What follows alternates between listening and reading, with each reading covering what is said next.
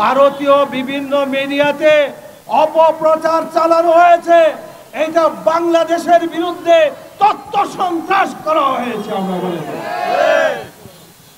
ভারতীয় মিডিয়াকে বলতে চাই, বাংলাদেশের কোথাও কোনো একজন হিন্দুর গায়ে কোনো টোকা লাগে নাই। তারা পূজা করেছে। আমাদের দেশের মানুষ সর্বাত্মক তাদেরকে নিরাপত্তার ব্যবস্থা করা হয়েছে। কিন্তু তোমরা কি করেছো? যেই বাংলাদেশটা শান্ত বাংলাদেশকে অশান্ত করার জন্য বিভিন্ন অজুহাতে এখানে তোমরা আন্দোলন করার জন্য চেষ্টা করছো।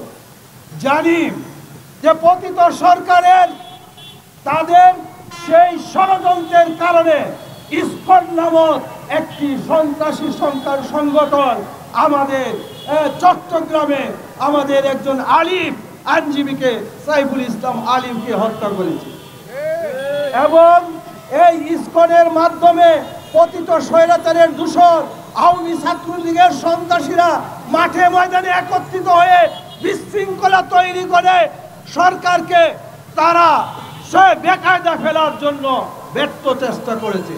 কিন্তু আমরা তোমাদের এই ফাঁদে আমরা পা দেইনি। আমরা প্রতিবাদ করেছি, কিন্তু শান্তিপূর্ণভাবে প্রতিবাদ করেছি। বলতে চাই, আমাদের দেশে সংখ্যালঘু বা সংখ্যাগুরু বলতে কিছু নাই। নাগরিক অধিকার সমানভাবে সবাই ভোট করতেছে এবং হিন্দু সম্প্রদায় আমাদের বলতে পারি তারা মায়ের কোলে আছে, তাদের উপরে কোনো নির্যাতন হয় নাই। সুতরাং আমরা বলতে চাই যে আমাদের দেশের বিরুদ্ধে যদি ভারত সরকার মনে করে যে এই দেশে কোনো একটা অজুহাত খাড়া করে এই দেশে তারা আসবে, আমরা 18 কোটি জনগণ বুকের রাজা রক্ত ঢেলে দিয়ে দেশের স্বাধীনতা সার্বভৌমত্ব রক্ষা করার জন্য প্রস্তুত আছি। সমবেত ভাইয়েরা আমাদের বক্তারা বলেছেন, আমাদের ভারতের মানে পশ্চিমবঙ্গের মাননীয় মুখ্যমন্ত্রী তিনি বলেছেন এখানে শান্তি রক্ষী বাহিনী পাঠানো দরকার। আমরা বলতে চাই, তোমরা ভারতের সংখ্যালঘু মুসলমানদেরকে তাদের বাড়িঘরকে মসজিদ এবং উপাসনালয় এইগুলার কোনো নিরাপত্তা তোমরা দিতে পারো নাই। তোমাদের উচিত হবে তোমাদের দেশে আমাদের সংখ্যালঘু মুসলমানদের বাড়িঘরে তাদের উপাসনালয়ের নিরাপত্তা দেওয়া। তোমরা অনেক অন্যায় করেছ, মুসলমানদের বাড়িঘরে অগ্নিসংযোগ করেছ, আমাদের মসজিদ দখল করে মন্দির বানিয়েছ।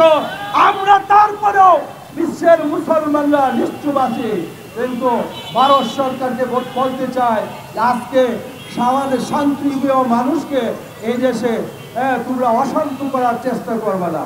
তোমরা প্রতিবেশী, আমরা প্রতিবেশীর সাথে বন্ধুত্ব চাই, কিন্তু তোমরা কিন্তু আমাদের প্রভু না। তোমরা হাসিনার প্রভু ছিলা, বাংলাদেশের জনগণের প্রভু তোমরা না।